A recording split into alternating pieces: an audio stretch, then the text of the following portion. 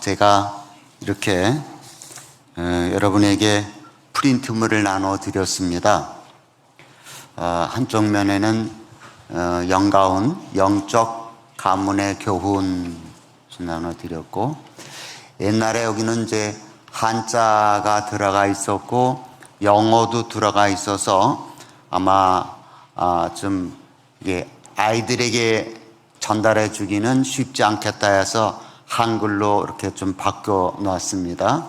그 다음에 이제 한쪽 면에는 그 사명자의 영적 예배, 우리는 신앙생활 하다 보면 신앙생활을 어떻게 하는 게 제대로 가는 것인가, 내가 신앙생활을 바로 하고 있는지 아닌지를 사실은 이런 신앙의 여정표를 보고 알 수가 있습니다. 예를 들자면 서울에서 출발해서 부산까지 간다면 내가 지금 대전까지 왔구나, 조금 더 가면 청주가 나오겠구나 알 수 있듯이, 이런 게 없으면 자기 신앙생활을 점검할 수가 없어요. 그래서 이렇게 점검할 수 있도록 표를 만들었습니다. 그래서 신앙생활을 잘하는 사람은 이렇게 사선으로 이렇게 신앙생활이 흘러가야 됩니다.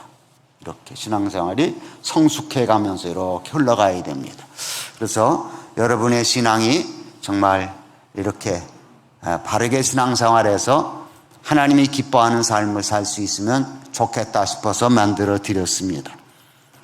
저는 이것을 우리 손자들 방에도 갖다 붙여놨고요, 제 방에도 갖다 붙여놨고, 제가 이제 나이가 이제 70이 이제 조금 넘었습니다만은 제 평생에 가장 값진 보물이다 이렇게 생각이 들고, 하나님께서 이 일을 위해서 나를 이 땅에 출생하게 한 게 아닌가. 그래서 이렇게 너무너무 귀한 거를 저 혼자 갖기보다는 여러분들에게 나누어 드리는 게 좋겠다 싶어서 이렇게 프린트물을 해서 드렸으니까, 요걸 구체적으로 사용하기를 원하시는 분은 우리 김상호 목사님에게 제가 사용하는 그 구체적인 기도 내용 방법을 이메일로 보냈으니까 그게 프린트를 하면 한 10페이지가 돼요. 그래서 많다 싶어가지고 그걸 목사님에게 드렸으니, 여러분이 혹시 원하는 분들은 김상호 목사님에게 좀 그것을 프린트해 주십시오 하고 달라 그러면 될 것 같고요.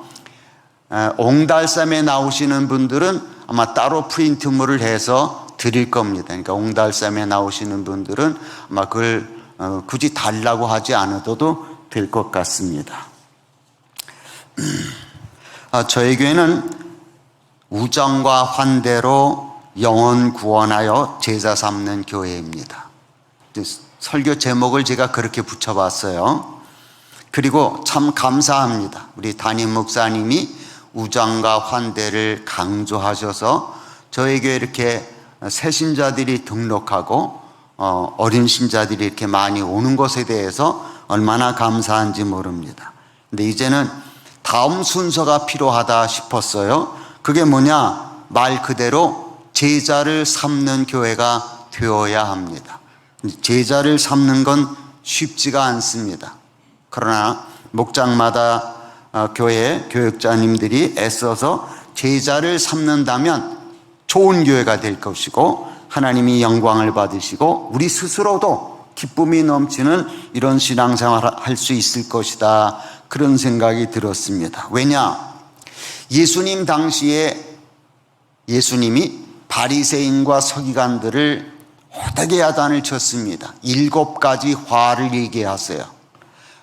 그 당시에 서기관과 바리새인들은 신앙생활을 아주 잘하는 분들이라고 스스로도 느끼고 다른 사람들도 그렇게 얘기하는 그런 신앙생활에, 종교생활에 아주 위층에 계신 분들입니다.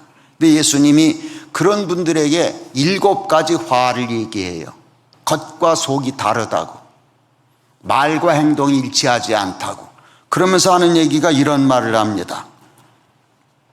화 있을진저 외식하는 서기관들과 바리새인들이여, 너희는 천국문을 사람들 앞에서 닫고 너희도 들어가지 않고 들어가려 하는 자도 들어가지 못하게 하는도다. 그분들이 일부러 그런 건 아니었을 거예요. 바리새인이나 서기관들이나. 근데 삶을 보니까 다른 사람들의 천국 가는 문을 닫고 있는 거예요. 자기도 모르는 사이에. 그리고 또 이렇게 말을 합니다. 화 있을진저 외식하는 서기관들과 바리새인들이여, 너희는 교인 한 사람을 얻기 위하여 바다와 육지를 두루 다니다가 생기면 너희보다 배나 더 지옥 자식이 되게 하는도다. 얼마나 무서운 말인지 몰라요. 그러니까 우리 교사, 목사님들 잘못하면 나보다 배나 지옥 자식을 만드는 거예요. 내가 신앙생활을 바로 하지 않으면 나만 지옥 가는 게 아니라 그 사람들을 배나 지옥 자식을 만든다는 거예요. 그러니 우리는 교회가 저희 교회는 좋은 교회입니다. 우장과 한대로 새신자들이 늘어나고 이제 거기서 끝나면 안 돼요. 예수 제자를 만들어서 정말 이 땅에 사매교회 그분은 소금이야, 소금. 그분이 없으면 우리 재미가 없어. 세상 재미가 아니라 신앙의 재미가 없어. 그분은 빛이야. 정말 우리에게 진짜 좋은 길을 보여주시는 분. 그분 따라가야 돼. 세상 사람들이, 안 믿는 사람들이 그렇게 느낄 수 있어야 이게 예수 제자입니다. 우리 교회는 그런 교회가 되기를 예수의 이름으로 축원합니다. 저는 몇 주 전에 장례식이 있어서 먼 친척집을 갔다 왔습니다. 근데 그분은 저보다 2살 많은 고모님이셨어요. 고모님이 이제 그보다 2살 어린 또 고모님이 계셨는데 그 고모님은 저하고 동갑이에요.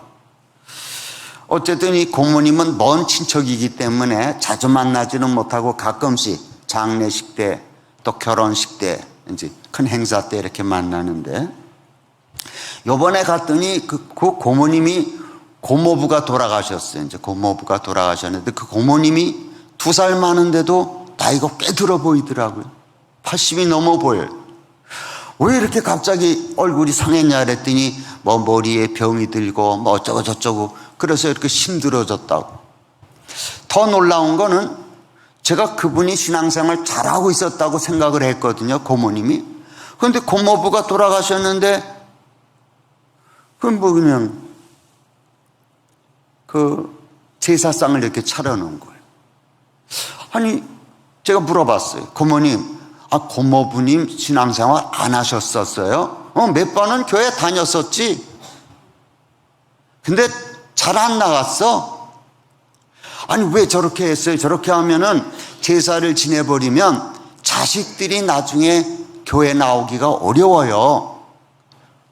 보니까 아들이 거기 있는데 아들도 교회 안 다니지. 그 고모님은 딸 집에 가 있다 그러는데 딸도 교회 안 다니지. 그러니까 혼자 교회를 못 다니는 거예요. 나이는 많지도 않은데.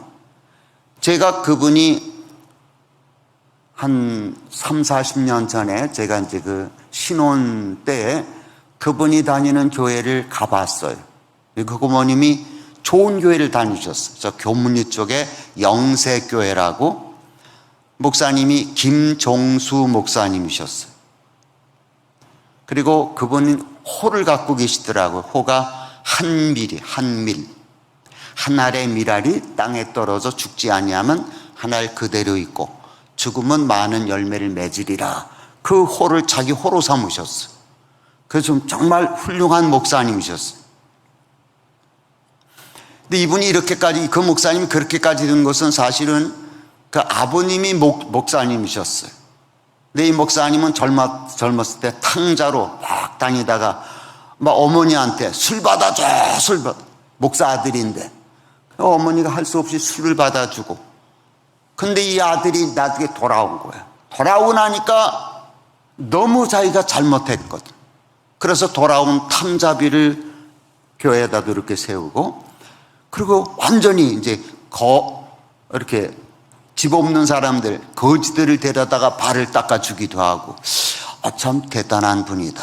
어쨌든 그런 데서 저희 고모님이 신앙생활할 때 제가 가봤는데 잘했다 싶었는데 거기서 이사해서 딴 지역으로 가다가 거기서 또 몇 년 동안 교회 신앙생활 하다가 이제는 안 다닌 지 오래됐다는 거. 지금은 그 고모님이 돌아가도 누가 장례 예배 드려줄 사람이 없는 거.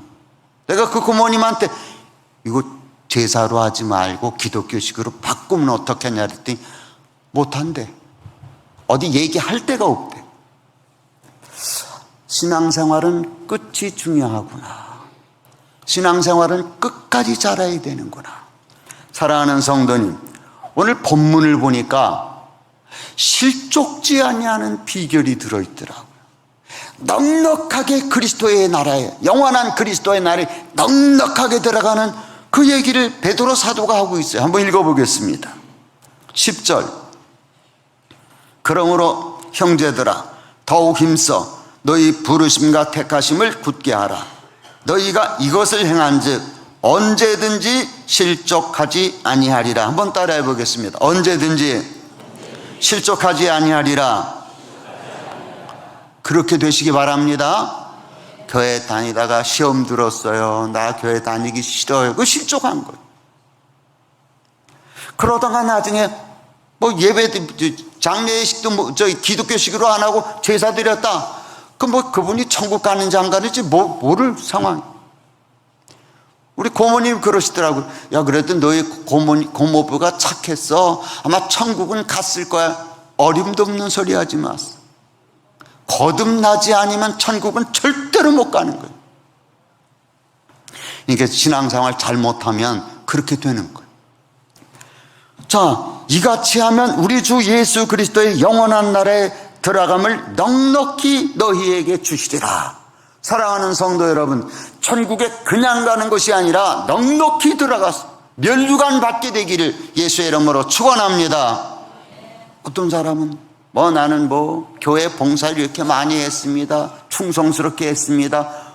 고린도서에 바울이 말하잖아요. 지푸라기로 짚든지 나무로 짚든지 풀로 짚든지 그 나중에 불의 공력이 나타나서 시험할 때 다 불타 없어진다. 자기 혼자만 가까스로 덕거리 하듯이 구원을 얻게 될 것이다. 불쌍한 인생. 우리 그런 사람이 되면 안 돼.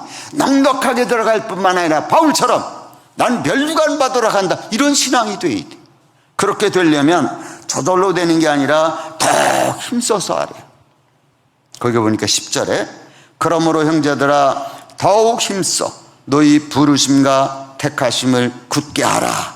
너희가 이것을 행한즉 언제든지 실족하지 아니하리라. 부르심과 택하심이 뭘까? 하나님이 나를 불렀다. 하나님이 나를 택해 주셨다. 자기 정체성입니다. 정체성이 분명한 사람은 아무리 비바람이 불어쳐도 꿈쩍 안 하는 거예요. 제가 이렇게 만들어서 이게 99개 칸이 99개 칸입니다. 전 새벽마다 이걸 묵상합니다. 99개 칸. 저는 절대로 치매는 안 걸릴 것 같아요. 여러분도 따라서 이거 매일 새벽마다 99개를 묵상하면서 하면 치매 안 걸릴 것 같아요. 근데 여기 보면 그리스도를 바라보고 은혜를 깨달아라. 그리고 정체성을 시인하고 특권을 누려라. 매일 부르심과 택하심, 정체성을 확인하래. 내가 누구지? 나 하나님 아들이야. 내가 누구지? 나 왕같은 제사장이야. 나 성령의 전이야. 당당해야 돼. 그 정체성이 확실한 사람. 정체성이 이게 확실하지 않으면 흔들리는 거야. 막 세상 사람들이 칭찬에 노란하고 세상 사람들이 또 이렇게 하면 흘러가고 붙들려가고 안 돼요. 정체성이 분명해요. 예수님의 비유 가운데 임금이 잔치상을 마련해 놓고 사람들을 초청했는데 임금이 와서 보니까 쭉 잔치상에 사람들이 앉아 있어. 손님들이. 그런데 거의 다 예복을 입고 앉아 있는데 한 사람이 예복을 안 입고 앉아 있대. 그럼 물어봤대요. 어찌하여 당신은 예복을 입지 않았느냐? 친구여, 어찌하여 예복을 입지 않고 여기 들어왔느냐 하니 뭐라고 대답했대요? 그가 아무 말도 못 하거늘. 이거 옛날 번역에는 유구무원이라는 단어로 쓰였습니다. 유구무원. 이분이 쓰되 말이 없어. 대답을 못하는 거예요. 그를 뭐라 그래요? 그 예수님의 비유에 이렇게 얘기를 해요. 임금이 사환들에게 말하되 그 손발을 묶어 바깥 어두운 데에 내 던지라. 거기서 슬피 울며 이를 갈게 되리라 하리니 청함을 받은 자는 많되 택함을 입은 자는 적으니라. 무서운 말 아니에요? 청함을 받은 사람은 많대. 교회 나오세요. 예수 믿으세요. 예수 믿으면 천국 갑니다. 그래 한번 나가보지 뭐. 믿어보지 뭐. 나 10년 믿었어. 청함을 받아 교회 온 사람들은 많이 있지만 택함을 받은 사람이 적지 않대. 왜 그랬을까? 진짜 믿음을 모르니까. 왜 그랬을까? 가짜를 따라다녔으니까. 우리 하나님 앞에 진짜 신앙생활을 해야 돼. 그러려면 오늘 주시는 말씀을 마음에 새겨야 됩니다. 우리는 그래서 힘써야 돼. 어느 정도로 힘을 써야 되느냐? 아주 애써서 힘을 써야 돼. 내가 아는 어떤 사람이 있는데 주식을 해요. 은퇴하고 나서 월요일부터 금요일까지 컴퓨터 앞에 앉아있대. 자리를 못 따는데 그거 보느냐고, 체크하느냐고. 월요일 이제 시작하는 날이 있고 아마 끝날이 있는 것 같아. 딱 끝나면 그때부터 먼저 나가서 어디 바람도 쐬고 걷기도 하고. 그거 시작하면 꼼짝을 못한. 야, 미치긴 대단히 미쳤다. 어찌 그렇게 엉뚱한 데 미쳤을까? 내가 잘 아는 사람, 교회 안수 집사요. 어쨌든 이런 사람도 있는가 하면 우리 진짜 신앙생활 하려면 지혜로운 다섯 처녀처럼 깨어서 있어야 되잖아요. 주님이 오시는 날에 우리 잠자면 안 되잖아요. 근데 교회에 많은 분들이 잠을 자고 있어. 참 그런 거 보면 안타까운데, 사랑하는 성도님, 하나님께서 우리를 이 땅에 남겨두신 것은 천국을 준비하라고 남겨두신 거예요. 하나님이 우주 만물을 창조할 때 빛이 있으라, 하늘과 땅을 만드시고 짐승을 만드시고 또 새를 만드시고 인간을 만드시고, 인간이 타락해서 지금 이렇게 어려움을 당하잖아요. 근데 이건 첫 번째 창조에 해당됩니다. 예수님을 통해서 우리는 재창조가 이루어지는 줄 믿으시기 바랍니다. 예수님을 통해서 재창조가 첫 번째 만들어진 게 하늘과 땅이 아니에요. 그게 인간입니다. 예수 믿은 인간을 거듭나게 하는 게 이게 재창조예요. 사랑하는 성도님, 여러분이 진짜 예수를 믿었다면 여러분은 새로운 피조물이 된 줄로 믿으시기 바랍니다. 여기 재창조예요. 다시 만든 거예요. 왜? 천국에 들어가려고, 영원한 나라에 살게 하려고. 이게 순서가 거꾸로 됐다는 거예요.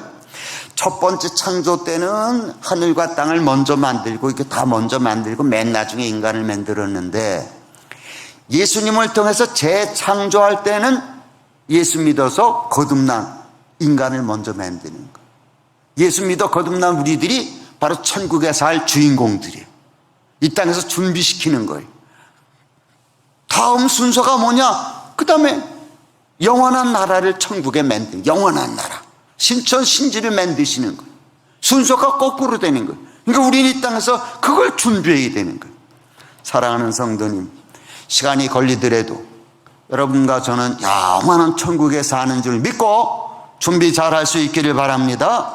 깨어서 준비하시기 바랍니다. 두 번째 생각할 것이 있습니다. 신자는 생명과 경건에 속한 모든 것을 이미 받았습니다. 본문의 1장 3절에 보겠습니다. 그의 신기한 능력으로 생명과 경건에 속한 모든 것을 우리에게 주셨으니 이는 자기의 영광과 도구로서 우리를 부르신 이를 알므로 말미암음이라. 놀라운 얘기를 하고 있습니다. 엄청난 걸 줬대요. 생명과 경건에 속한 모든 것을 줬대. 어딨죠? 그게 뭐죠? 여러분 혹시 아시나요? 이게 뭔지? 이게 모르면 마치 보물을 땅속에 집안에다가 갖다 놓고 사용하지 못하는 거하고 똑같은 거예요. 그런 얘기가 있지 않습니까? 홀 어머니를 모시고 있던 어느 아들이 있는데 돈 벌려고 서울 갔대요. 돈을 벌어가지고 어머니한테 편지를 쓰고 수표를 붙였는데 어머니가 글을 모르시니까 가서 읽어달라고 글씨는 보여주고 거기에 남아있는 그 수표는 안 보여주는 거예요. 글을 잘 읽었어 하는 말이, 근데 얘가 이렇게 뭐 어머니 고생하지 말라고 그러는데 왜 돈은 안 보내고 편지만 보냈냐? 봉투에 보니까 종이 한 장은 있는데 아궁이에 갖다가 뗄래니까 좀 아깝기도 해서 장판 밑에다 갖다 놓은 거예요. 오면 편지 오면 또 갖다 놓고 편지 오면 갖다. 나중에 아들이 왔습니다. 어머니 제가 보내드린 거 잘 받았죠? 잘 살고 계실 줄 알았더니 너무 어렵게 사시는 거예요. 힘들게 사시는 거예요. 병들어서 고생하시는 거예요. 아니 제가 보내드린 거 어떻게 했어요? 아궁이 갖다 떼우려고 하다 보니까 너무 아까워간 것 같아서 장판 밑에 갖다 놓았어. 보니까 곰팡이 갖다 쓴 거예요. 그게 엄청난 돈이지 않습니까? 살 수 있는 건데. 근데 하나님도 똑같다는 거예요. 우리에게 엄청난 보물을 줬는데 모르니까 신앙생활을 어떻게 해요? 힘들게 하는 거예요. 율법적으로. 구약시대처럼. 자기 때는 열심히 하는데 마치 불교인들처럼 하다가 넘어지잖아요. 내가 나를 어떻게 이겨요? 내가 술을 어떻게 이겨요? 못 이겨요. 사탄이 내 약점을 최고로 잘 아는데 못 이겨요. 그러나 이 보물을 아는 순간에 내가 이기는 게 아니에요. 하나님이 이기게 해주시는 줄 믿으시기 바랍니다. 이 보물을 알아야 돼. 진작 알아야 돼. 빨리 알아서 활용할 수 있어야 돼. 자, 이게 그러면 이 보물을 언제 주었는가? 여기 보니까 거듭날 때 주었대. 영광의 하나님. 하나님을 알 때 우리에게 그걸 주어줬대. 도대체 그게 뭘까?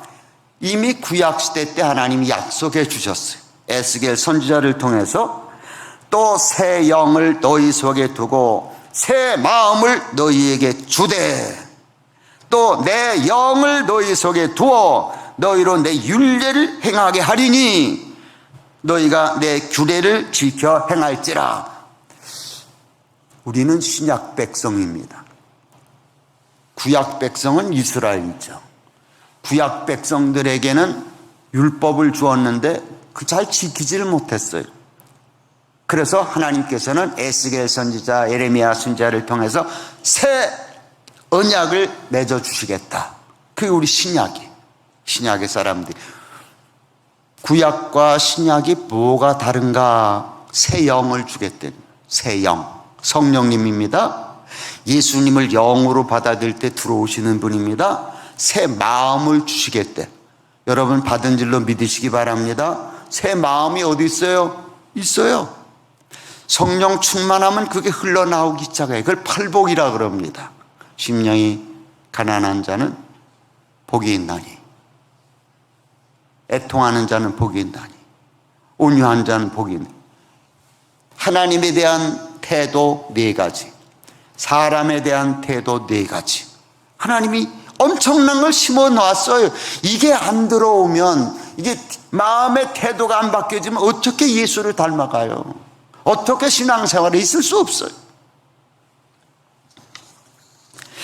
하나님이 약속대로 그것을 주었습니다. 구약에서 새 언약을 약속했는데 그게 지금 우리가 누리고 축복하는 것입니다. 예수님을 영접할 때 이미 받은 것입니다.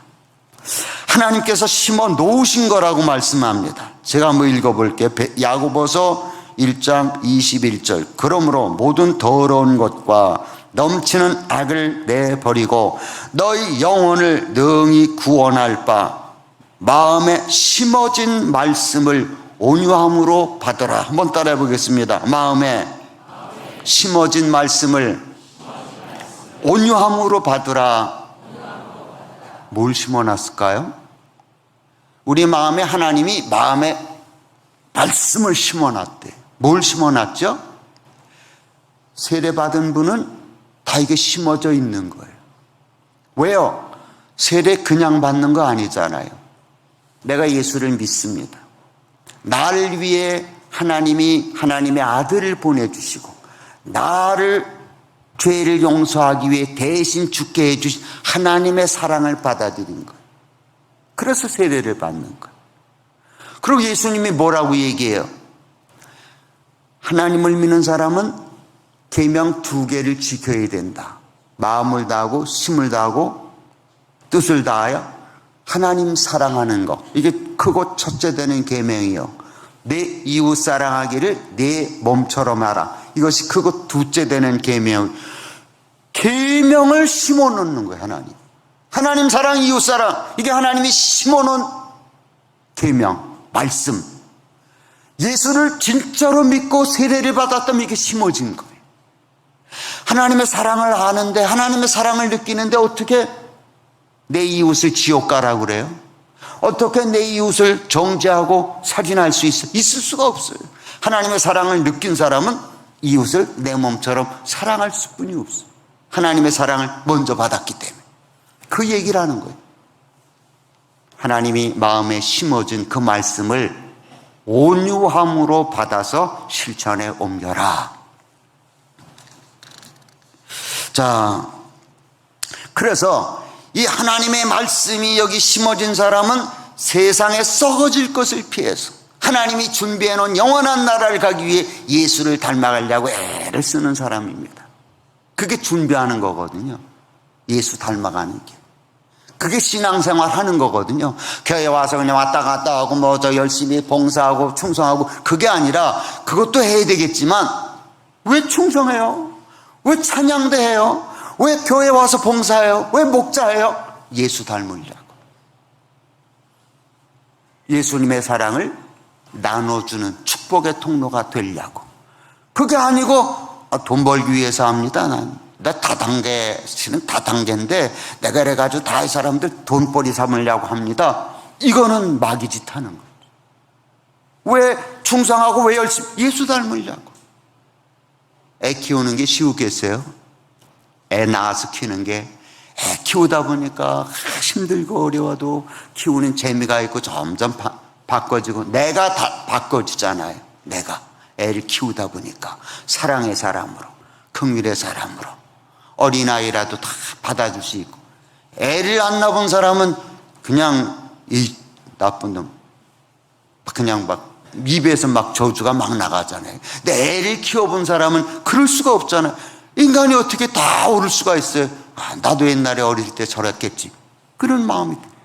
마찬가지로 교회 신앙생활하는 이유가 예수 닮아가라. 사랑의 통로, 축복의 통로가 되라고.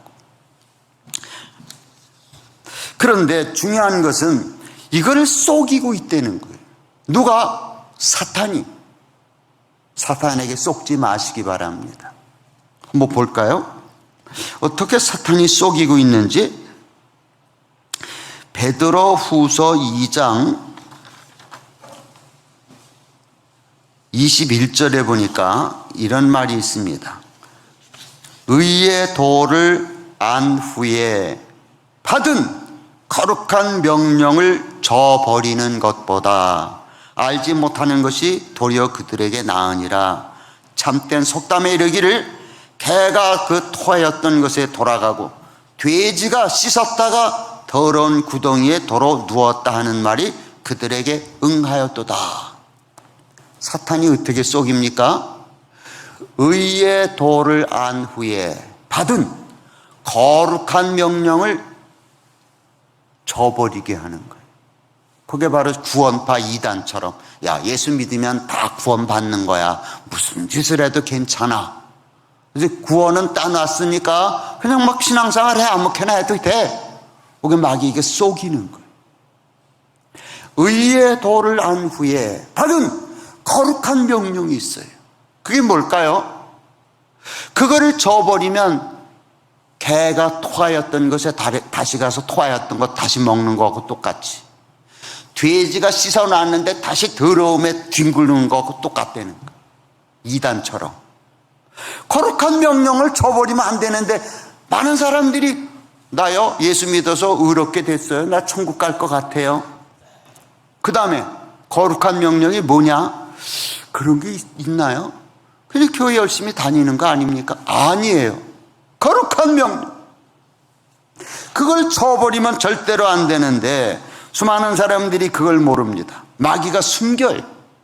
의의 도를 안 후에 받은 거룩한 명령을 저버리게. 됐어, 어떻게 예수 믿는다고 갑자기 천사처럼 되겠어? 다 그렇게 사는 거지 뭐, 적당히 살면 돼. 아닙니다. 잘못된 겁니다. 마귀에게 쏟고 있는 거. 그래서 바울이 사도 베드로가 얘기하지 않습니까? 믿을 때, 거듭날 때 생명과 경건에 속한 모든 것을 주었다. 한번 따라해 보겠습니다. 생명과 경건에 속한 모든 것을 주었다. 바로 거룩한 명령, 그게 경건하라는 겁니다. 경건하라는 겁니다. 예수 믿고 나서 예수님처럼 경건하게 살라는 겁니다. 자, 보겠습니다. 아담의 7세 손 에녹이라는 할아버지가 계셨습니다. 아담의 7세 손. 근데 그분은 300년간 하나님과 동행하다가 죽음을 보지 않고 바로 승천했습니다. 그분이 하신 아주 훌륭한 예언의 말씀이 있습니다. 제가 읽어보겠습니다. 유다서 1장 14절. 아담의 7세 손 에녹이 이 사람들에 대하여도 예언하여 이르되, 보라, 주께서 그 수만의 거룩한 자와 함께 임하셨나니 이는 무사람을 심판하사. 자, 경건이 몇 번 나오는가 한번 보세요. 심판하사 모든 경건하지 않은 자가 경건하지 않게 행한 모든 경건하지 않은 일과 또 경건하지 않은 죄인들이 주를 거스려 한 모든 완악한 말로 말미암아 그들을 정죄하려 하심이라 하셨느니라. 경건이 요 두 구절인가 몇 구절에 4번 나와요. 무슨 얘기입니까? 하나님이 심판하신대. 뭘? 경건하지 않은 행동과 경건하지 않은 말 심판하신대. 예수 믿는 사람이나 안 믿는 사람 다 똑같이 심판하신대. 근데 놀라운 사실은 우리는 예수를 믿고 나서 경건하게 바뀌어줄 수 있다는 거예요. 예수 믿고 나서 경건한 말을 할 수 있다는 거예요. 이게 놀라운 축복이에요. 어떻게 그게 가능합니까? 하나님이 이미 심어놨어. 믿음으로 선포하면 가능하기 시작해요. 믿음으로 선포하는 거. 뭘 선포해요? 하나님, 나 예수 믿고 나서 성령이 여기 계시죠? 감사합니다. 믿습니다. 예수님, 여기 들어와 계시는데 예수님이 들어오실 때 내게 새 마음을 주겠다고 구약에 약속한 거 믿습니다. 내게 새 마음이 들어와 있지요? 선포하겠습니다. 하나님, 성령의 능력으로 내 속에 심령이 가난한 태도가 될지어다. 하나님에 대한 태도 4개. 그러니까 예수 믿기 전에는 하나님 앞에 심령이 가난하지 않아요. 교만하고 거만하고 하나님 있으면 나와보라 그래. 내 손에 장을 지지. 교만해요. 심령이 가난한 자가 절대 될 수 없어요. 세상 사람들. 하나님을 모르는 안 만난 사람들. 애통하는 사람, 하나님을 진짜로 믿어서 심정이 딱 태도가 바뀌어져야 죄 때문에 애통하죠.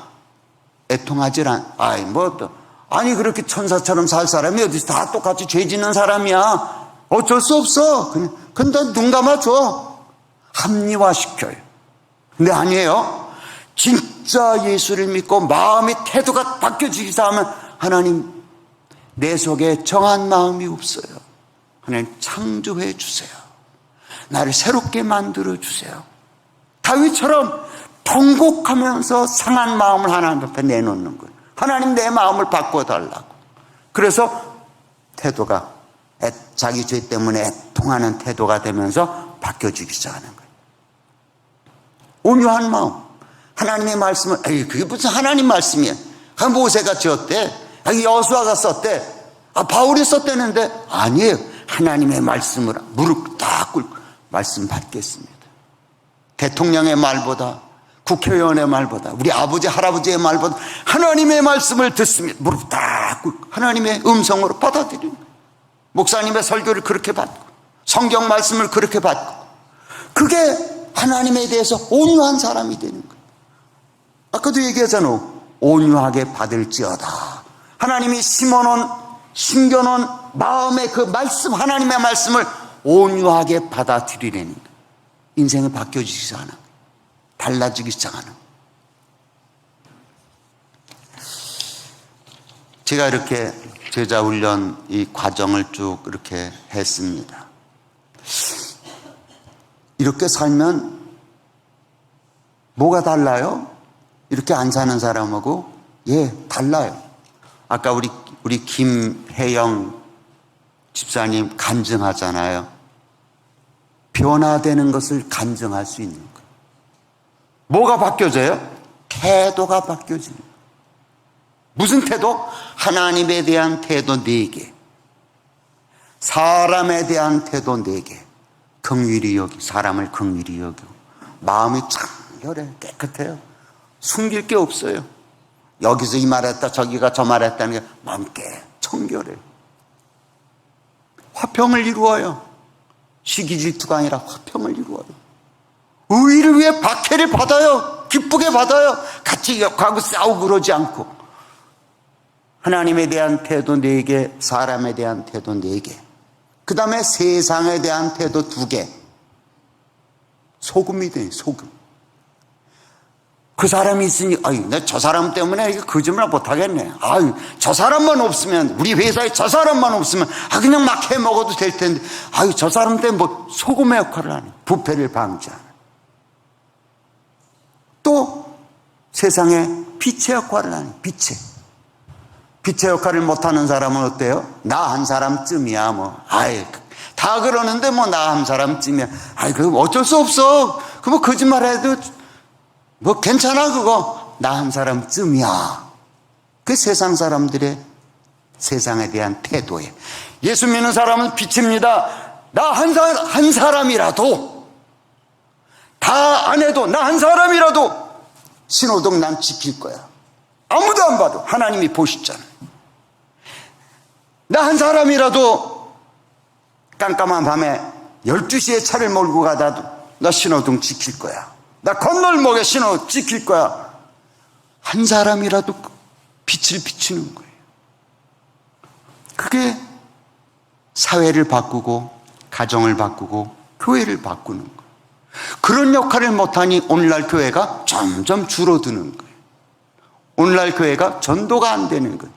왜? 안 믿는 사람이 보니까 똑같은, 예수 믿는 사람이나 똑같이 거짓말하지, 똑같이 신호등도 잘 안 지키지, 똑같이 그냥 뭐 막 살지, 뭐 돈 좋아하지, 뭐 다를 게 뭐가 있어? 빛이 안 되는데, 소금이 안 되는데. 태도가 바뀌어지는 거예요. 이게 안 보여요. 마음에 이 하나님이 심어놓은 이 마음, 영을 주시고 새 마음을 주었다는데 안 보여요. 그러나 태도가 바뀌어지면서 보이는 거예요. 말이 바뀌어지면서 보이는 거예요. 우리 아까 간증한 집사님처럼 간증을 통해서 내 삶이 이렇게 바뀌어졌어요. 태도가 바뀌어졌어요. 삶이 바뀌어졌어요. 바뀌어지는 거예요. 이게 진짜 신앙인 거예요. 미신적인 신앙은 10년, 20년을 믿어도 안 바뀌어져요. 옛날 습관 그대로 하고, 옛날 말 그대로 하고, 옛날 태도 그대로 하고, 안 바뀌어져요. 점점 마귀를 닮아가지. 안 바뀌어지는 거예요. 바뀌어져요, 정상이. 어떻게 예수를 닮아가야 되나. 그런데 이게 그냥 가만히 있는다고 되는 게 절대 아닙니다. 여기 성경에 그렇게 나와 있죠. 더욱 힘써 믿음의 덕의 주식, 주식의 절제인 네 가지 사랑까지 더욱 힘써 더하라. 한번 따라해 보겠습니다. 더욱 힘써 더하라. 믿음에다가 덕을 더하랍니다. 덕 위에 지식해서 사랑까지 더하랍니다. 근데 많은 사람들이 나 믿으면 됐어요. 믿으면 천국 가잖아요. 그것도 진짜로 믿어야지. 가짜로 믿는데 어떻게 천국 가? 믿으면 가잖아요. 구원파처럼. 진짜 믿었냐 너? 덕을 더해. 그냥 더하는 게 아니라 모든 노력을 다 기울여서, 더욱 힘써라는 말이 그 말에 모든 노력을 다 기울여서 덕을 보태라, 그 얘기. 덕이 뭘까? 거기 3절에 보니까 하나님이 덕으로 우리를 부르셨대요. 영광과 덕으로 우리를 부르셨다. 그러면 덕이 뭐예요? 우리도 덕을 실천해야 되는데, 믿음에다가 덕을 쌓으려는데 덕이 뭐예요? 뭐 좀 착하게 한 거예요.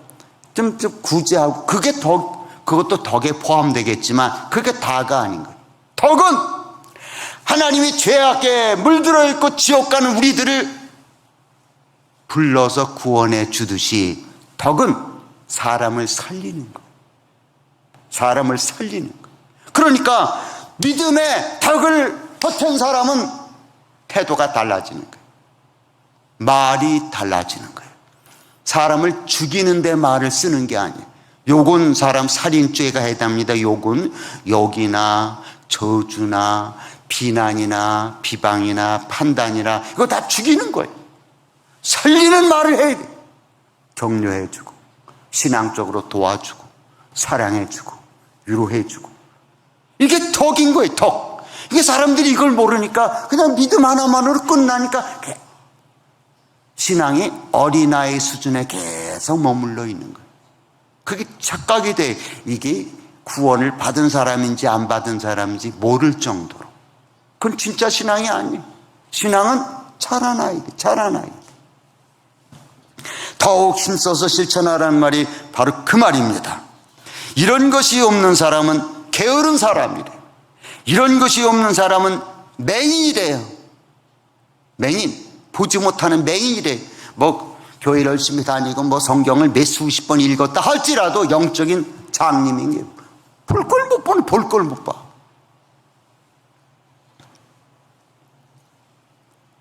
자, 이렇게 해서 우리는 신성한 성품에 참여해야 됩니다. 하나님이 내 속에 준 이 엄청난 보물을 깨닫고 이것을 활용해서 바뀌어짐으로 태도가 바뀌어지고 말이 바뀌어지고 가치관이 바뀌어져야 돼.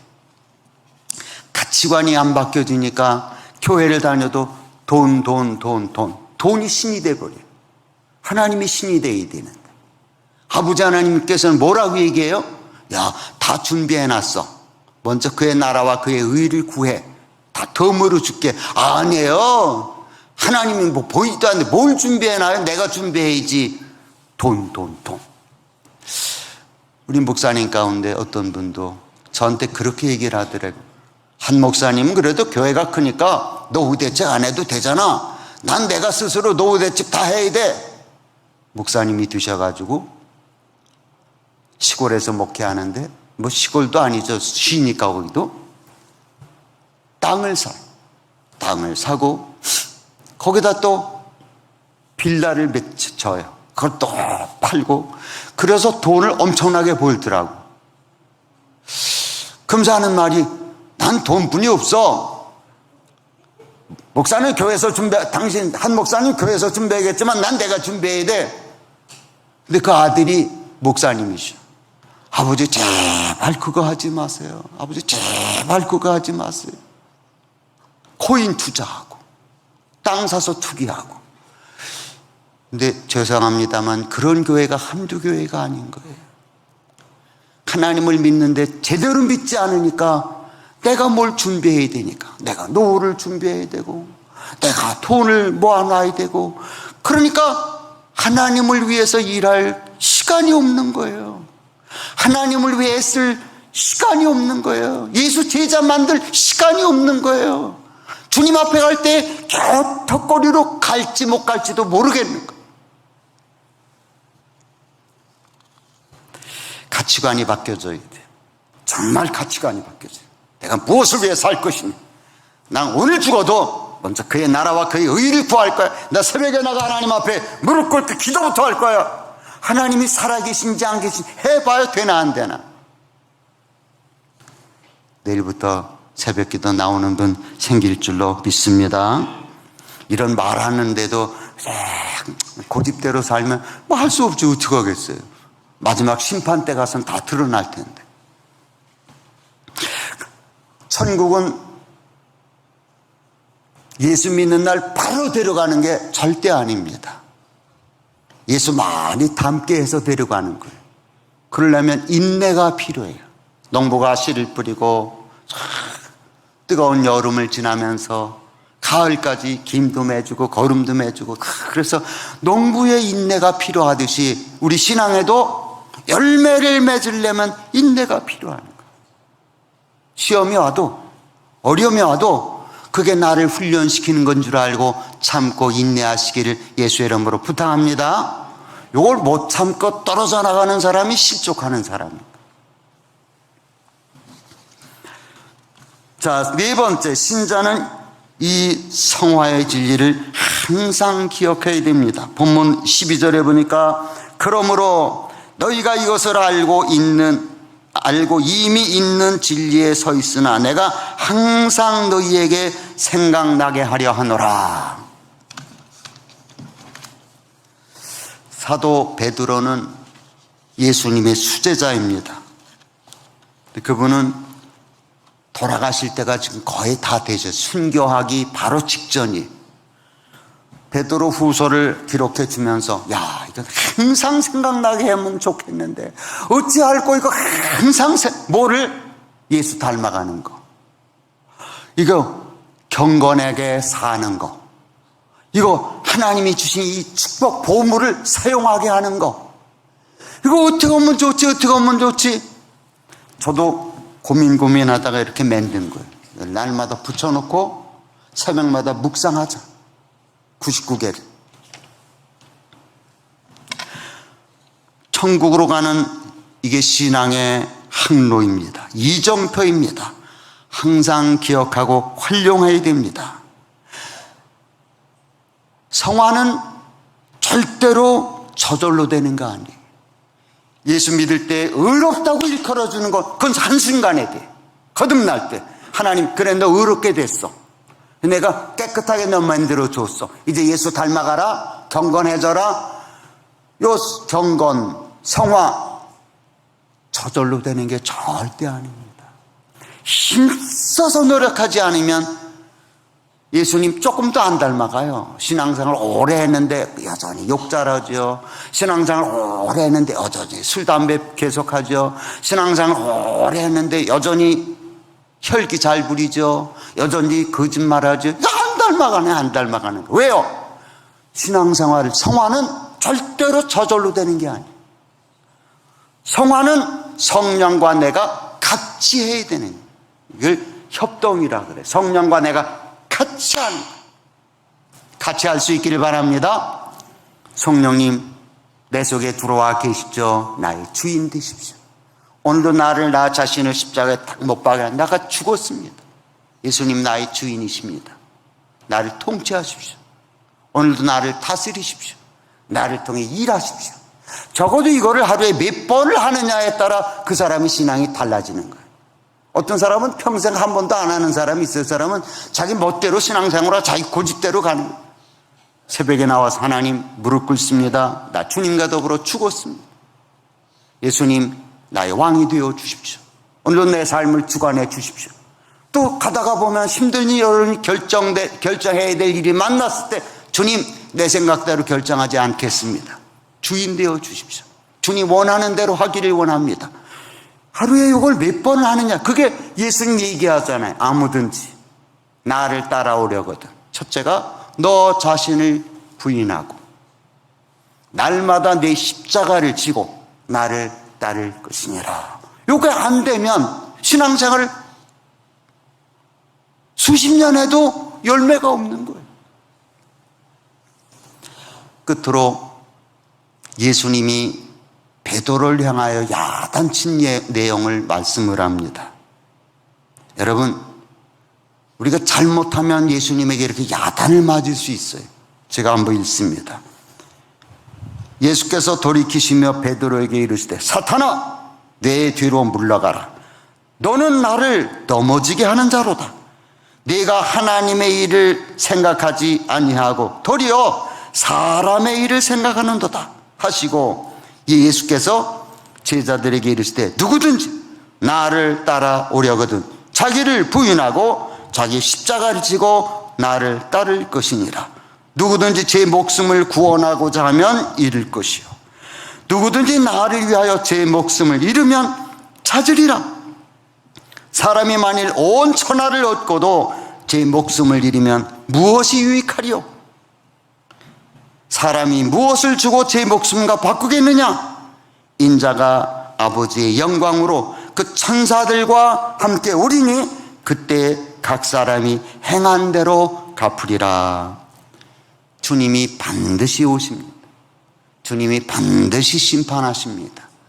주님이 심판할 때 행한 대로 여러분에게 많은 상급과 면류관 받게 되기를 예수의 이름으로 축원합니다. 기도하겠습니다. 우리 하나님 아버지 감사합니다. 하나님이 심어놓은 엄청난 보물을 깨닫게 해 주시옵소서. 믿음으로 사용하게 하여 주시옵소서. 그래서 오늘과 내일이 다르게 예수님 닮아가게 하여 주시어서 주님 오실 때 면류관 상급받는 아름다운 삶이 되도록 복을 나누어 주시어 이 땅에서 소금의 역할, 빛의 역할을 감당하게 주시옵소서. 예수 그리스도 이름으로 기도드리옵나이다. 아멘.